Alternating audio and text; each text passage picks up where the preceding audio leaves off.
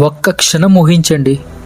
భూమి మీద 165 మిలియన్ల సంవత్సరాలు రాజుల్లా పాలించిన డైనోసార్లు ఒక్క రోజులో మాయమయ్యాయి. ఇది కథ కాదు, ఇది భూమి చరిత్రలో జరిగిన భయంకరమైన నిజం.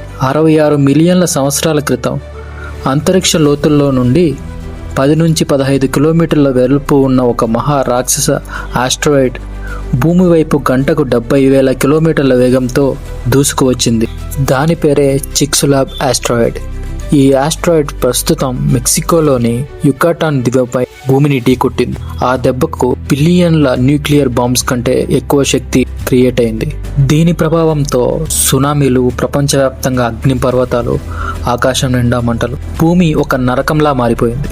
ఆ తర్వాత ఆకాశంలో ఎగిరిన ధూళి, పొగ సూర్యకాంతిని సంవత్సరాల పాటు భూమి మీదికి రాకుండా చేశాయి. దీని కారణంగా మొక్కలు చనిపోయాయి, డైనోసార్లు అంతరించిపోయాయి. కానీ అదే సంఘటన మనుష్యులు జన్మకు దారితీసింది.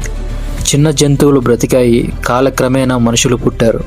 ఒక ఆస్ట్రాయిడ్ భూమి భవిష్యత్తునే మార్చేసింది. ఇలాంటి మరొక ఆస్ట్రాయిడ్ మళ్ళీ భూమి వైపు వస్తే మనకు బ్రతికే అవకాశం ఉంది అంటారా? కింద కామెంట్ చేయండి. ఇలాంటి ఫ్యాక్ట్స్ తెలుసుకోవడానికి ఈ వీడియోకి ఒక లైక్ చేసి మన ఛానల్ని సబ్స్క్రైబ్ చేయండి.